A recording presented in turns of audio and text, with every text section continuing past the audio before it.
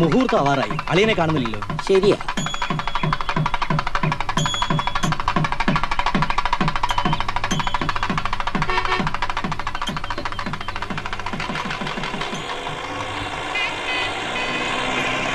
മുതലാളി എത്തി, വെക്കുവെടി.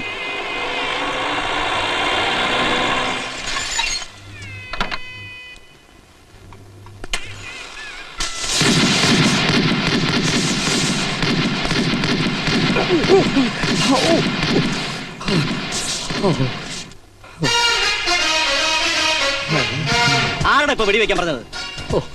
ഇങ്ങനെ ഒരു വരവേൽപ്പ് ഞാൻ പ്രതീക്ഷിച്ചില്ല.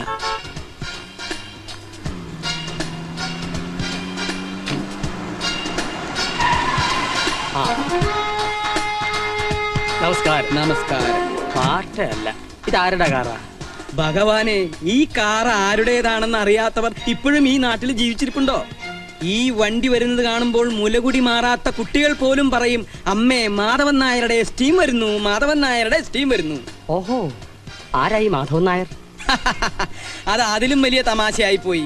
ഈ നാട്ടിലെ ഏറ്റവും വലിയ എക്സ്പോർട്ടർ മാധവൻ നായർ അറിയില്ല എന്ന് പറഞ്ഞ് വെറുതെ എന്തിനാടോ ഈ കോട്ടും സൂട്ടും ഇട്ട് വെയിലത്ത് നടക്കണേ? പൊള്ളില്ലേ? ശരിക്കും പൊള്ളും. ഈ രീതിയിൽ പരിചയപ്പെടാൻ സാധിച്ചതിൽ അതിയായ സന്തോഷമുണ്ട്. നമ്മൾ ആരാണെന്ന് പറഞ്ഞില്ല. ഞാൻ അങ്ങയുടെ ഒരു ആരാധകനാണ്. വളരെ സന്തോഷം. ആരാധന എനിക്ക് പണ്ടേ ഇഷ്ടമാണ്. കൂടെ നിന്ന് വല്ല ഫോട്ടോ വല്ലതും എടുക്കണമെങ്കിൽ എടുത്തോളൂ, എനിക്ക് സ്വല്പം ധൃതി. പടം എടുക്കേണ്ടി വരും, പക്ഷെ ഇപ്പൊ വേണ്ട. ആഹാ, വില കൂടിയ വസ്ത്രങ്ങളൊക്കെയാണല്ലോ ധരിച്ചിരിക്കുന്നത്. വിദേശിയ?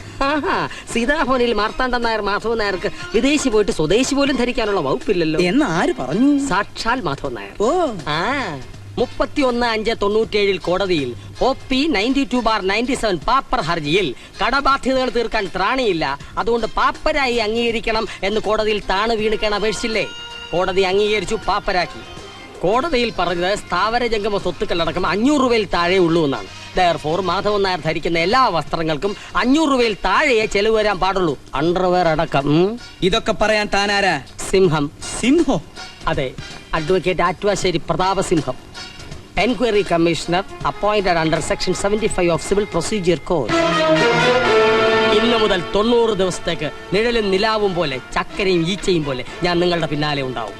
കാലുവെന്ത നായെപ്പോലെ ഓടി നടന്ന് ഞാൻ എല്ലാം ഉഴുതുമറിക്കും. തൂണിലും തുരുമ്പിലും തുപ്പൽ കോളാമ്പിയിലും ഞാൻ ഉണ്ടാവും.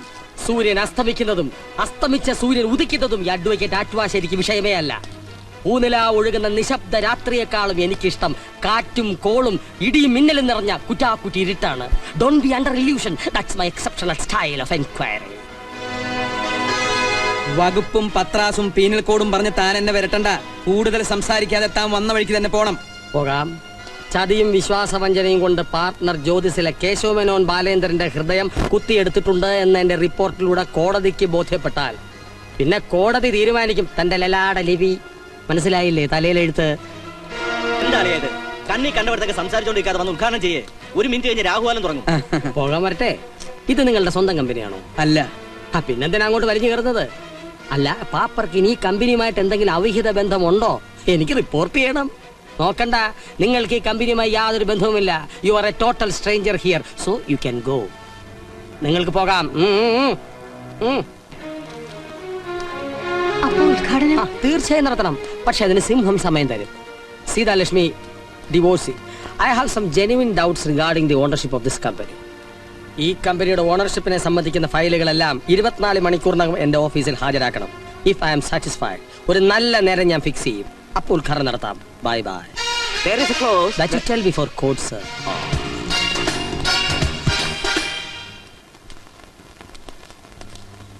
അവസാനം ഈ കുറുക്കൻ ഒരു സിംഹത്തിന്റെ മുന്നിൽ ചെന്ന് പെട്ടു അല്ലേ? പാപ്പര് മാധവനെ മൂക്കൊണ്ട് ക്ഷാറാ എഴുതിക്കും സിംഹം.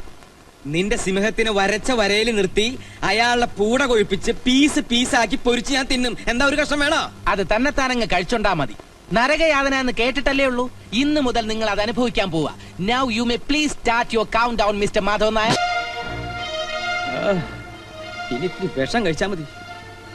ഇനി തലവുണ്ടാക്കിയിട്ട് കാര്യമില്ല. പുണ്ണാക്കും പുളിയരി ആക്കി താനല്ലടോ. താൻ ഏത് കോപ്പില വക്കീലടോ? വേണ്ട, ഡിക്ഷണറി ഇല്ലാത്തൊന്നും എന്നെ കൊണ്ട് വിളിച്ചുറപ്പിക്കണ്ട. താൻ എന്താന്ന് പറഞ്ഞത്? IPC ശരിക്കും വായിക്കാത്ത ചെക്കനാണ്. 5 കൊല്ലം എന്റെ കൂടെ നടന്നിട്ട് അവന്റെ വിവരക്കേട് കൂടിയിട്ടേ ഉള്ളൂ. അങ്ങനെയുള്ളൊരു പേട്ട് ചെക്കന്റെ മുമ്പിലോ മൂക്ക് കുത്തി വീണത്. ഇയാളെ എവിടേക്ക് അങ്ങോട്ട് നോക്കണം ഇങ്ങോട്ട് നോക്കണോ? ഞാൻ സ്വപ്നത്തിൽ പോലും വിചാരിച്ചില്ല ഇങ്ങനെയൊക്കെ വരുമെന്ന്. അതും അക്കാല പാടനെ തന്നെ ഇങ്ങോട്ട് കെട്ടിയെടുത്തു. ഒരെങ്കിൽ നമ്മുടെ പൊസിഷൻ ഇത്തിരി വീക്കാ. മുമ്പേ ഡൈവോഴ്സ്, പിന്നെ പാപ്പരും. അളിയാ ഞാൻ നീ മിണ്ടരുത്. നീ എല്ലാം കൂടി എന്നെ ഈ നിലയിലാക്കിയത്. അയ്യോ, ഇവിടുന്ന് ബേജാറാകരുത്. കുരുട്ട് ബുദ്ധിക്ക് ഇവിടുത്തെ 4 അയലത്തെത്തും ആ സിംഹം. ഇവിടുത്തെ ഒരൊറ്റ രോമം പറിക്കാൻ അയാളെ കൊണ്ട് പറ്റുമോ? കണ്ടിട്ട് അയാൾ മൂടോടെ പറിക്കുന്ന ലക്ഷണ. അയ്യോ, ഇങ്ങനെ പേടിച്ച് ഓരോന്ന് പുലമ്പിയ കല്ല് വിളിക്കത്താകും. പിന്നെ നേരെ സെൻട്രൽ ജയിലിലോട്ട് പോയാ മതി. അതാ ലാപ്പായിന്റ്. നമ്മൾ കോടതിയിൽ പറഞ്ഞതിൽ പാറ പോലെ ഉറച്ചു നിൽക്കണം. ആണ് ഇവിടെ മാറരുത്. മാറിയാ അയാള് നമ്മളെ കുഴയ്ക്കും. നമുക്കെതിരെ ഒരൊറ്റ എവിഡൻസും അയാൾക്ക് കിട്ടരുത്. അവൻ എന്ത് ചെയ്യണമെന്ന് ഞാൻ തീരുമാനിച്ചിട്ടുണ്ട്. നാളെ നേരിട്ട് തെളിവെടുക്കാൻ കക്ഷികൾ സിംഹത്തിന്റെ കൂട്ടിച്ചെല്ലാം പറഞ്ഞിരിക്കുക. എന്തിനാ അയാളെ പിണ്ടം വയ്ക്കാനാ? അതവിടെ ചെന്നിട്ടേ അറിയൂ ആരുടെ പിണ്ണം വയ്ക്കാനോ. ഇയാൾ പോലും പറഞ്ഞ. നമസ്കാരം സാറേ.